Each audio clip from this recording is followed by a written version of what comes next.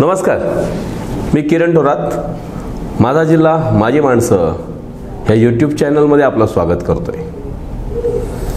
प्रत्येकाला एक वेळ असते, प्रत्येकाचा एक ध्यास असतो, प्रत्येकासमोर एक उद्देश असतो आणि प्रत्येकासमोर एक टार्गेट असतो. त्या टार्गेटला फेस करायला तुमचा प्रयत्न महत्त्वाचा असतोय. आपण असंच एका उद्योजकाला भेटतोय. आता तुम्हाला वाटेल की कोणता उद्योग आहे? नाही, हा जीवावर बेतणारा उद्योग आहे. ज्याला जिगर लागते, ज्याला हिंमत लागते, एक चुकी ही आयुष्य गमवू शकते, असा हा व्यवसाय आहे, अर्थात मत्स्य व्यवसाय. आपण अशाच एका यशस्वी मत्स्य व्यावसायिकाला भेटणार आहोत. आज प्रत्येकाला वाटते की थोडंसं एज्युकेटेड झाल्यानंतर मी कुठेतरी नोकरी व्यवसाय जावं, पण कोणता व्यवसाय हा प्रश्न पडतो. असंच एका यशस्वी कोळी मच्छीमारांचा मुलगा मेकॅनिकल इंजिनियर झाला आणि मेकॅनिकल इंजिनियर झाल्यानंतर वाटलं काहीतरी करावं, काहीतरी व्हावं, ही घरच्यांची स्वप्न, परंतु स्वतःचा एक ध्यास होता की जो परंपरागत व्यवसाय माझे वाडवडील, माझे काका, माझे आप्तेष्ट करतात, तोच व्यवसाय मी का करू नये? माझ्या एज्युकेशनचा फायदा त्या व्यवसायाला का होऊ नये? अशा विचारातनं मेकॅनिकल इंजिनियर श्रीमान संजय तरे यांनी वेगवेगळ्या प्रयोग केले. त्या वेगवेगळ्या प्रयोगांची परिणती एक त्या व्यवसायात यशस्वीतेकडे घेऊन गेली आणि आज सातपाटीसारख्या एका मोठ्या मत्स्य व्यवसाय करणाऱ्या भागातला यशस्वी मत्स्यशेती व्यावसायिक म्हणून त्यांचं नाव लौकिक आहे. सहकार चळवळीतही त्यांचं योगदान मोठं आहे. अशा एका यशस्वी व्यावसायिकाचं आपण आज जाणून घेणार आहोत. त्यांनी केलेल्या मत्स्यशेतीतले वेगवेगळे प्रयोग आणि यशाकडे नेलेली सातपाटीची व्यावसायिक ओळख, व्यावसायिक क्षेत्रात सातपाटीला दिलेलं एक वेगळं रूप, सातपाटीचे पॉपलेट, ह्या पॉपलेटला दिलेला जागतिक एक वेगळा दर्जा, ह्या सगळ्या दृष्टिकोनातनं आपण आज जाणून घेऊया त्यांच्याकडनंच. त्यांचं मत आपण बघूया ही मुलाखत. सर, आपलं नाव काय? मी संजय यशवंत तरे. माझं शिक्षण डिप्लोमा इन मेकॅनिकल इंजिनिअरिंगमध्ये केलेलं आहे आणि मी माझं एज्युकेशन झाल्यानंतर वडिलांचा जो पारंपरिक धंदा होता ते वडिलांच्या बरोबर आणि भावंडांच्या बरोबर तोच धंदा कंटिन्यू करत आहे. एका बाजूला आपण वेल एज्युकेटेड आहात. आजचा तरुण हा इंजिनिअरिंग झाल्यानंतर किंवा उच्च शिक्षित झाल्यानंतर एखाद्या मल्टीनॅशनल कंपनीकडे किंवा नोकरीकडे जात असताना पण आपण पारंपरिक व्यवसायाकडे का वळलात? मी शिक्षण कंप्लीट केल्यानंतर SCIला ट्रेनिंगला होतो. त्याच्यानंतर मी धंद्यामध्ये जेव्हा बघितलं की शिक्षण हे महत्त्वाचं आहे आणि जेव्हा मी इन्वॉल्व झालो तेव्हा बाबांना एक साथ मिळाली, भावंडांना साथ मिळाली. त्याच्यानंतर एज्युकेशनचा फायदा करून त्या धंद्यात नवीन प्रकारे प्रोग्रेस आला आणि त्याचा फायदा गावासाठी पण झाला आणि धंद्यात नवीन नवीन टेक्नॉलॉजी यूज होतात त्या पहिल्या एज्युकेटेड माणसाकडेच येतात. म्हणजे ज्याप्रमाणे GPS आलं, वायरलेस आलं, कारण त्याची ॲडव्हान्स माहिती पहिले घेऊन ते नवीन अपॉर्च्युनिटी इस्टॅब्लिश करण्याचा आपल्याला एक अधिकार मिळाला. त्याच्यामुळे शिक्षणाचा फायदा व्यवसायात कसा करतात याचं आदर्श उदाहरण त्यांनी दिली. वेल एज्युकेटेड असल्याकारणाने येणाऱ्या नवीन ज्या अपग्रेडेड काही टेक्नॉलॉजीज आहेत त्या स्वतः शिकून धंद्यात वापरलात. आपण एका बाजूला हे सगळं वापरलं, हे तंत्र आणलं, पण सातपाटीचा एक इतिहास वेगळा आहे की मच्छीमारी हा सातपाटीचा पारंपरिक व्यवसाय, पण त्याच्यासोबत सहकार चळवळ सातपाटीत स्वातंत्र्यापूर्वीपासून रुजली. तर एक प्रोफेशनल एज्युकेटेड, वेल एज्युकेटेड प्रोफेशनल मच्छीमारी व्यवसायातला आपण ह्या दोन्ही व्यवसायांचा किंवा सहकार चळवळीकडे आपला काय सहभाग राहिला? खरं म्हणजे मला माझ्या गावाचा एक अभिमान आहे की सातपाटी गावात हे कॉपरेटिव्ह सेक्टरमधल्या सर्वात मोठ्या 2 सोसायट्या आहेत आणि त्या सोसायट्या आमच्या मच्छीमार बांधवांशी एकदम निगडीत आहेत. आणि त्यातली पहिली गोष्ट म्हणजे कॉपरेटिव्ह सेक्टरमधलं 1947चं पहिलं आईस प्लांट हा सातपाटीमध्ये झाला आणि पहिलं प्रायोगिक तत्वावरती जी मासळी विक्री करण्याचं पहिलं आमच्या गावातनं शांताराम वामन मेर यांनी किलोच्या माध्यमातून चालून एक्सपोर्टरना बोलवले. आत्ता पण तीच गेल्या मला वाटतं 40 वर्षा ते 45 वर्षा अगोदरची जी पद्धत आहे की आम्ही एक्सपोर्टरला बोलवतो आम्ही आमचा हमीभाव बॉन्डिंग करतो आहे. जरी नाशिवंत वस्तू आहे, रेट फ्लक्च्युएशन झाले, अपडाऊन झाले, तरी आम्हाला एक स्टँडर्ड हमीभाव कायमस्वरूपी मिळतो आणि आमचा रेट आणि आमचे पैसे आम्हाला कंटिन्यू मिळतात. आणि त्याच ह्याच्यातनं मी 2002 सालापासनं मला माझं थोडंसं अनुभव किंवा माझ्या ह्याच्यातनं आमच्या सहकार क्षेत्रातल्या ज्येष्ठ म्हणजे नंदू पाटील आहेत, जे बी पाटील, माणिक मध्ये असे उच्च जे खूप चांगले प्रोफेशनल लोक आहेत, त्यांनी मला त्यांच्यात इन्वॉल्व केलं. आणि त्यातनं एक फायदा झाला की मला एक कंटिन्यू गेले 20 वर्ष त्या कमिटीवरती नियुक्त केलं. आणि एक्सपोर्टचं जे खास आहे त्याच्यासाठी पूर्वी आमचे मुंबईचे एक्सपोर्टर होते, अल्लाना, चिराग, कॅसल रॉक होती, केशरॉफ होती. हे 2005पर्यंत हे एक्सपोर्टर होते. जेव्हा मी सोसायटीमधनं जेव्हा सिलेक्ट झालो आणि मी ॲज अ बॉडीवरती काम करायला लागलो, त्यावेळेस आम्ही मोठी एक रिस्क घेतली. अजून आपल्याला हमीभाव मिळायला पाहिजेत म्हणून आम्ही असं शोधत असताना आम्हाला गुजरातचे व्यापारी मिळाले. आणि गुजरातचे व्यापारी असे मिळाले की ते एक खुद्द मच्छीमार असून ते स्वतः एक्सपोर्टर आहेत आणि त्यांचं टर्नओव्हर टोटली ऑल ओव्हर मच्छीमध्ये आहेत. आणि तेव्हा 2007 सालापासून ते आज तक 2021पर्यंत गुजरातचेच व्यापारी आहेत आणि मुंबईचे व्यापारी कमी झाले. म्हणजे हा सर्वात मोठा फायदा हा झाला की आम्ही जे टायमिंगला जे चेंजेस केले, ज्या एज्युकेशनने हे कंटिन्युटी ठेवली, त्याचा आता तो फायदा झाला. कारण मुंबईचे एक्सपोर्टर्स राहिले नाही आणि आम्हाला हे चांगले एक्सपोर्टर्स मिळालेत आणि त्यांचा तो हमीभाव दिला जातो. अगदी बरोबर आहे. त्यांनी आता सांगितलं की वेल एज्युकेटेड माणूस असेल तर त्याचा थिंक पॉझिटिव्ह असतो. आणि if you think positive on a proper time, on a proper path, तर तुम्ही सक्सेसकडे जाऊ शकता. हे सुभाषित जसं इंग्लिशमध्ये म्हणतोय तसंच संजयजीने अगदी योग्य वेळेत तो निर्णय घेतला. कंपनीबरोबर त्यांचा जो टायअप होता तो चेंज करून मच्छीमार बांधवांचा कसा फायदा होईल हा एक चांगला निर्णय घेतला. आपण एक जाणून घेऊया की जसं बॉम्बे डक ही पूर्ण मुंबई पट्ट्यामध्ये मिळणारा बोंबील ही आपली ओळख आहे, पण सातपाटीच्या कोणत्या मच्छीची खासियत ह्या पंचक्रोशीमध्ये किंवा जिला ट्रेडमार्क सातपाटीचा म्हटलं जात आहे? सातपाटीचा ट्रेडमार्क म्हणजे आजच्या समुद्र जगातली सर्व म्हणजे सातपाटी ते आपला म्हणजे डहाणू ते दातिवरे, डहाणू ते दातिवरे आपलं अर्नाळापर्यंतचा हा गोल्डन बेल्ट मानला जातो. आणि गोल्डन बेल्टमधली सर्वात महत्त्वाची मच्छी म्हणजे आपला सिल्वर पॉपलेट. ह्या पॉपलेटचा एवढा मोठा डिमांड आहे की ओव्हरऑल सर्व मच्छीचे रेट अपडेशन होतील, पण पॉपलेटचा रेट एक स्टँडर्ड आहे. आणि युरोप, चायना अशा मोठ्या कंट्रीजमध्ये याला खूप मोठा डिमांड आहे. आणि गेल्या 20 ते 30 वर्षा अगोदरपासनं की एक सातपाटी सिल्वर पॉपलेट म्हणून ह्या ब्रँडनेच हा पॉपलेट एक्सपोर्ट केला जातो. आता आमच्या सातपाटीचं टर्नओव्हर जवळजवळ 500 टनाचं आहे दोन्ही सोसायटीमुळे. बाकीच्या आमचे बंदर आहेत, उत्तन आहे, अर्नाळा, वसई, इकडनं हजारो टन पॉपलेट पकडला जातो आहे. पण त्याचं बॉन्डिंग फक्त सातपाटीशीच हे केलं जातं. त्या कुठल्याच गावाचं त्या पॉपलेटला लेबल लागलं जात नाही, फक्त सातपाटी सिल्वर पॉपलेट म्हणूनच तो एक्सपोर्ट होतो आहे. म्हणजे ह्या गोल्डन बेल्टमध्ये मिळणारा पॉपलेट हा अगदी जाणून घ्या की गोल्डन बेल्टमध्ये मिळणारा पॉपलेट याची ओळख सातपाटी सुपर पॉपलेट, सिल्वर पॉपलेट अशीच आहे. ही एक सातपाटीची खासियत आहे. संजयजी, आपणाला माझा प्रश्न असेल की एका बाजूला बोटिंगचे प्रकार जसे कालानुरूप बदलले तसेच मच्छीमारीचे प्रकारही बदलले, आपण याबाबत आम्हाला माहिती द्याल? हो, नक्कीच. कारण का आता जर एक विचार केला ना तर सातपाटीचा एक मोठा हे म्हणजे पहिली यांत्रिक नौका सातपाटीत तयार झाली. सातपाटीत मोठं एक बोट बिल्डिंग यार्ड होतं.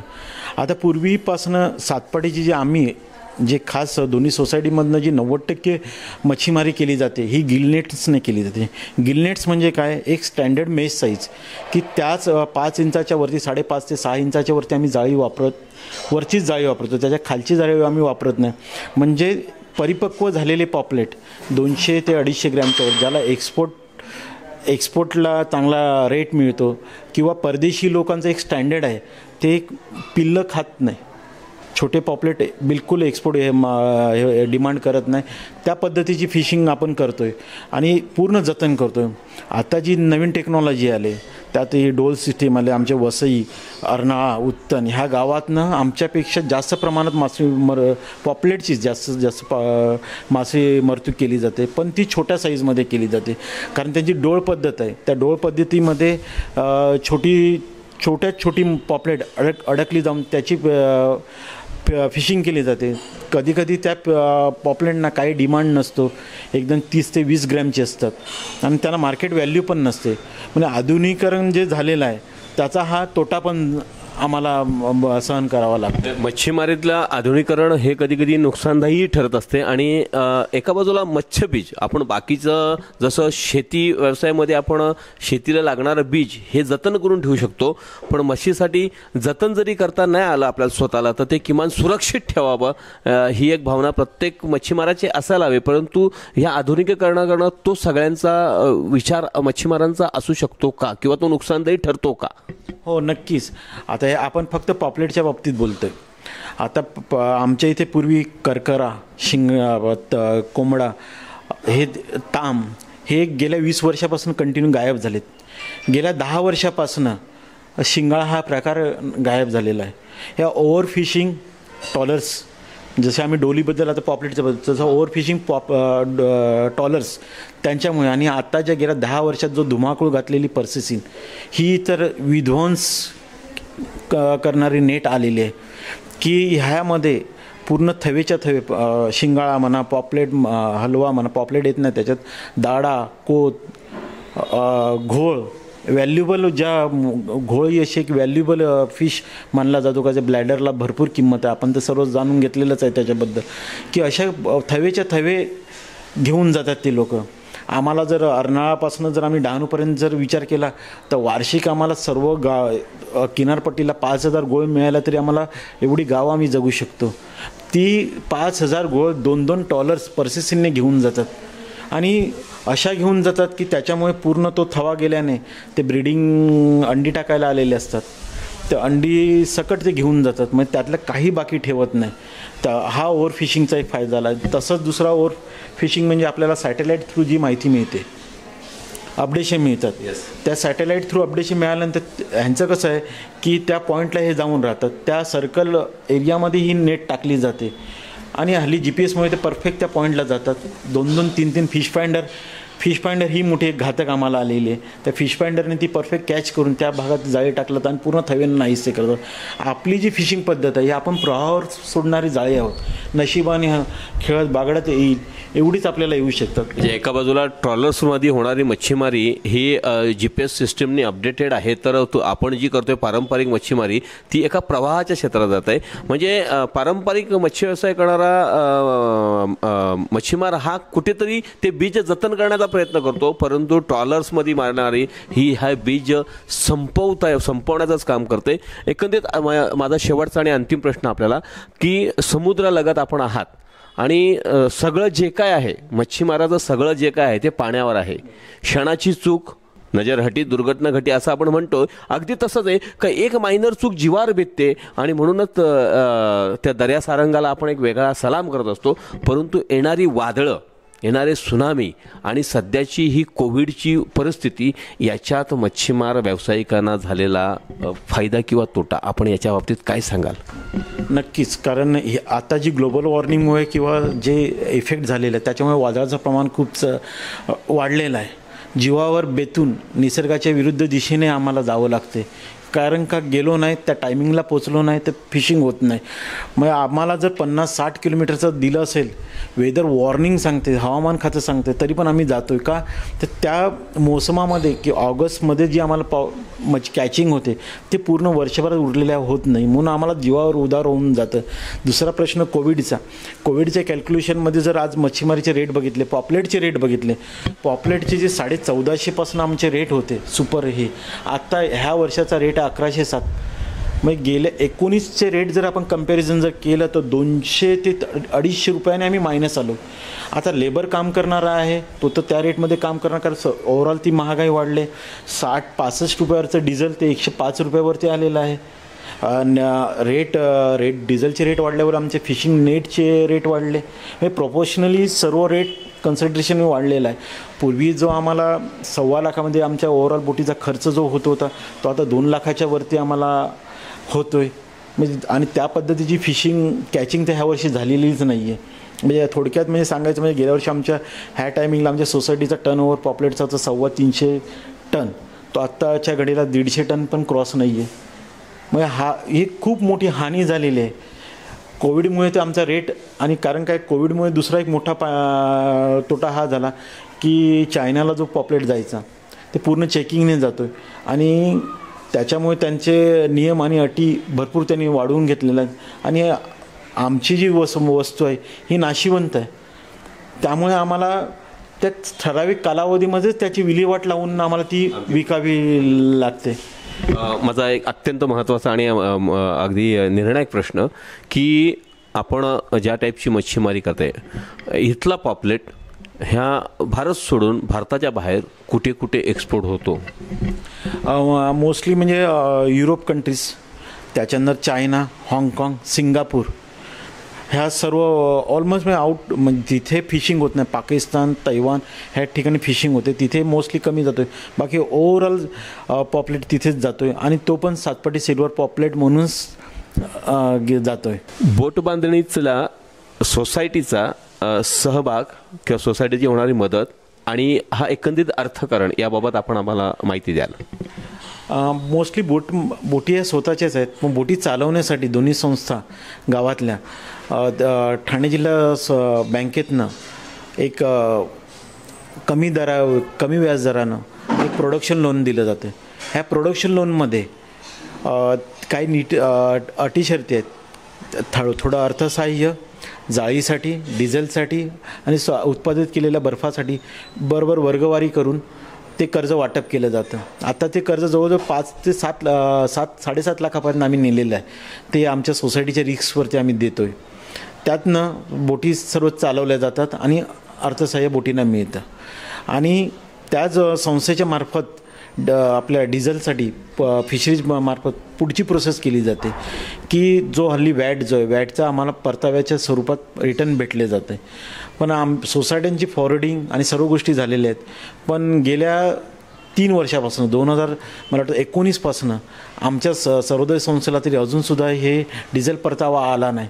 आता खरोखर गेल्या 2 वर्षामध्ये कोविडची मध्ये 2 वेळा फिशिंग थांबली. आता ह्या वर्षी फिशिंग चालू झाले तर रेट नाही आहे आणि मत्स्यबीज खूप कमी आहे. तर आम्हाला ही काळाची आज गरज आहे की आणि डिझेलचे वाढलेले भाव ह्याच्यातनं जर आम्हाला वेळोवेळी जर सरकारचं जर आम्ही मोठी मच्छीमारी सरकारकडनं मोठी अपेक्षा ठेवत नाही किंवा आम्हाला वादळाचे सुद्धा बेनिफिट आम्हाला अजूनसुद्धा मिळालेले नाहीत. वेळोवेळी आम्ही हे ॲप्लिकेशन करूनसुद्धा तर आम्हाला जे आमच्या हक्काचं आहे ज्यात सरकारने प्रोव्हिजन केलेले आहेत त्या तरतुदीसुद्धा जर आम्हाला मिळाल्या तर यापूर्वी आपणाला डिझेलवर सबसिडी मिळायची, सबसिडी ती बंद सध्या ती मिळते का आणि केव्हापासून बंद झाली?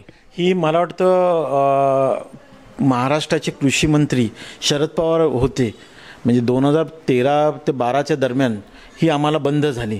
शरद पवार जेव्हा कृषी मंत्री होते तेव्हा आमची ती 3 रुपये आम्हाला डिझेल सबसिडी परताव्याच्या व्यतिरिक्त मिळणारी ही ह्यांनी दारिद्र्य रेषेखालील अटीमार्फत डिक्लेरेशन दिले. दारिद्र्य रेषेखाली जेव्हा फिशरीजने जेव्हा इम्प्लिमेंटेशन जेव्हा दिलं तेव्हा दारिद्र्य रेषेखाली कोण आहेत की ज्यांच्या होड्या आहेत बिना यांत्रिकी नौका. आता त्यांना तर डिझेल लागतच नाही आणि त्यांना त्या सबसिडीची काही गरजच नाही आहे.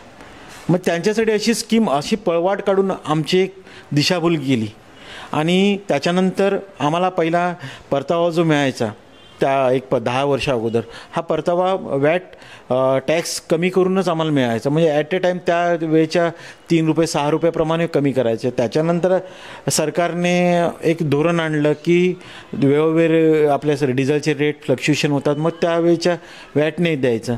पण आता गेल्या 3 वर्षामध्ये आम्हाला काळाची गरज आहे की कोविडमुळे आमच्या फिशिंग थांबलं आणि आता वाढलेले डिझेलचे रेट आणि ओव्हर फिशिंगमुळे आमचा जो मत्स्य उत्पादन आम्हाला कमी झालं आहे तर ते आम्हाला आवश्यक आहे आणि ते आम्हाला प्रॉपर टायमिंगला ते मिळत नाही आहेत. सबसिडीच्या बाबत आपण समजून घेऊया का शासनाचे धोरण असं असते की बाप भीक मागू देत नाही आणि आई उपाशी राहू देत नाही. शासनाचे निर्बंध कोळी बांधवांच्या बाबतीत तसेच आहेत. शासनाकडनं जे ONGCचं सर्वेक्षण चालतं याबाबत मच्छीमार कोळी बांधवांचा विरोध असतो पण नक्की त्याच्या मागची कारणं का? आपला विरोध कशासाठी आहे?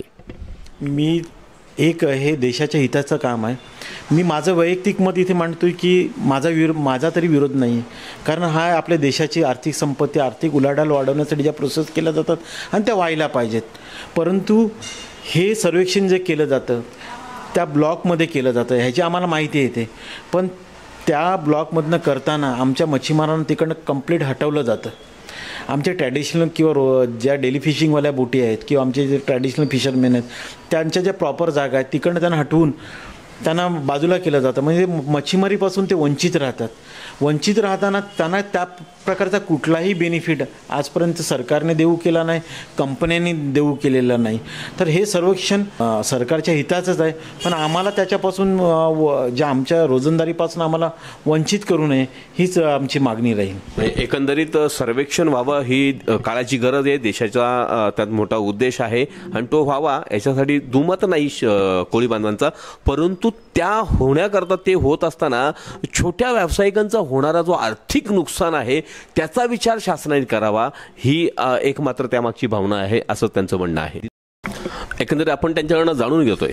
पण संजयजी, माझा तुम्हाला एक प्रश्न असेल की आजची तरुणाई नक्की कुठे हे सांगताना मलाही प्रश्न पडणार आहे, तुम्हालाही प्रश्न पण आहे. बुजुर्गांना तर मोठं संकट आहे की तरुणाई आजची कुठे भरकटते.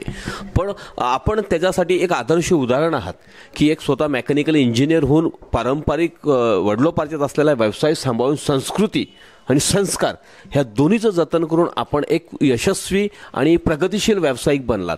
आजच्या तरुणाईला, ह्या पंचक्रोशीतल्या तरुणाला आपण काय सल्ला द्याल? खरं म्हणजे फिशिंग बिझनेस जर म्हणायला गेलो तर ह्या वर्षाची जी आमची परिस्थिती आहे ती परिस्थिती पाहता फिशिंग बिझनेसमध्ये इन्वॉल्व होणं हे खूप कमी लोकांना हे वाटेल. शिवाय एक दुसरी महत्त्वाची गोष्ट की आमच्या सातपाडीत जे फिशिंगला जातात ते यंग जनरेशन आहे, वेल क्वालिफाईड लोक जातात, ग्रॅज्युएशन नंतर जातात. कारण तशा प्रकारची ॲडव्हान्स टेक्नॉलॉजी आलेली आहे आणि ॲडव्हान्स टेक्नॉलॉजीमुळे GPS मुळे तेवढ्या हल्ली खूप जण फिशिंगला उभे आहेत. तेवढ्या पट्ट्यात ही 4 ते 5 नॉटिकलमध्ये आपल्या जाळी टाकायचं, त्यात करंटचं कॅल्क्युलेशन, या सर्व गोष्टीचं कॅल्क्युलेशन करून जाळी टाकायला लागतं. म्हणून नवीन पिढी आमची उतरलेली आहे. जर नवीन पिढी जर पुन्हा जर ह्याच्यात अग्रेसर व्हायची असेल तर सरकारने मेस साईज, जाळी किती वापरावी, ओव्हर फिशिंग बंद करावी, पारंपरिक मच्छीमार त्यांना प्राधान्य द्यावं. कारण पारंपरिक मच्छीमार हे संस्कृतीचं जतन करणारे, निसर्गाचं सान्निध्याचं जतन करणारे लोक आहेत. ओव्हर फिशिंगमुळे मच्छीचा नायनाट होतो. जो मार्च एंडिंग नंतर जो ब्रीडिंग पिरियड आहे त्यात टोटली फिशिंग थांबवली तर आणि मत्स्य उत्पादन जर खरोखर इथे वाढलं गेलं तर नक्कीच यंग जनरेशन पुन्हा ह्याच्यात उतरेल आणि आधुनिकीकरण व्यवस्थित चांगल्या पद्धतीने नियोजन करून, कारण हा स्वयं पुरस्कृत रोजगार आम्ही देतोय. बऱ्याच आमच्या महिला की ज्या आज त्याच धंद्यावरती सुकवणं करून धंद्यात येऊ आणि हा धंदा अजून बसलेला नाही आहे. ह्याला फक्त फिशरीज डिपार्टमेंटची व्यवस्थित मॅनेजमेंट पाहिजे, ताळमेळ पाहिजेत की त्याने प्रत्येक म्हणजे बांधिलकी करून कुठल्या भागात कुठली फिशिंग व्हायला, त्यांच्याकडे सर्व हे नमुने आराखडे तयार आहेत. कुठल्या टाईपची फिशिंग कधी करावी, का करावी, कशी करावी. आता पर्सिसिन आले हे ट्युना फिशिंगसाठी आले. खरोखर ही जर ॲडव्हान्स टेक्नॉलॉजी टाकून नवीन जनरेशनला जर ह्याच्यात तयार केलं, कारण हल्ली आपल्या भारतात अशी एक कुठलीही बोट नाही आहे की परदेशातनं जशा मदर बोट ठेवलेल्या जातात तिथे डीप सीला जाऊन फ्रेश फिश त्याच बोटीमध्ये फ्रोझन केले जातात. मग त्याला बिलकुल बॅक्टेरिया ॲक्ट होत नाही किंवा ते एकदम फ्रेश फ्रोझन केला जातो. त्याला मार्केटिंग खूप आहे. तशाबद्दलच्या स्कीम ह्याने तयार केलेल्या आहेत पण त्याचं इम्प्लिमेंटेशन अजून झालेलं नाही. हे जेव्हा जनरेशन घुसेल नवीन किंवा नवीन जनरेशन अशा स्कीम देतील आणि ह्या नैसर्गिक सागर संपत्तीचं जर पालन झालं तर नक्कीच नव्याने एक आपल्या देशाला एक्सपोर्ट तर आपण देतोच मच्छीमार, अजून एक मोठं बळ जसं इंडस्ट्रीतनं मिळतं तसं सागर सानिध्यानं सुद्धा नक्की मिळू शकेल. नक्कीच आपण त्यांच्याकडनं जाणून घेतलंय. तर फिशरिंग डिपार्टमेंटकडनं एक महत्त्वाचं जागृती करणं गरजेचं आहे की कोणत्या महिन्यात कोणत्या टाईपची मच्छीमारी झाली पाहिजे, कारण का कोणत्या सीझननुसार त्यांची ब्रीडिंग होणार आणि येणारा जीव जर वाचला तर उत्पन्न वाढणार आहे.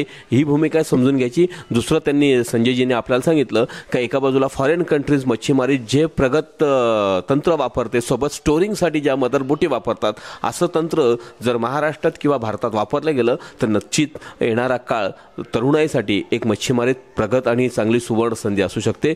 संजयजी, आपण माझा जिल्हा माझी माणसं हे आमच्या न्यूज चॅनलला अतिशय सखोल आणि विस्तृत अशी माहिती आपण दिली. की आपण आमच्या समस्या पुढे जर पोचवल्यात तर आमच्या येणाऱ्या पिढीला नक्कीच आपल्याकडनं सहकार्य मिळेल. सातपाडीकरांनो, एक लक्षात घ्या, आम्ही सातपाडीत आज 4 वेळा रेकॉर्डिंगला आलोय फक्त ते तुमच्यासाठी. कारण का जगावेगळी सातपाटी, जगात कुठेही गेलं तर आवडीने खाल्ला जातो पापलेट, आणि तो पापलेट असतो सातपाटीचा. आणि म्हणून ही सातपाटी जगाच्या कानाकोपऱ्यात पोहोचवण्यासाठी हे आमच्या न्यूज चॅनलचा प्रयत्न होता. त्यामुळे आपण याला विस्तृत ह्या पंचक्रोशीत कानाकोपऱ्यात पोहोचवण्याची जबाबदारी आपली असेल. कारण का इतिहास आपला जगाच्या कानाकोपऱ्यात पोहोचणार आहे. मी किरण थोरात इथेच थांबतो. धन्यवाद.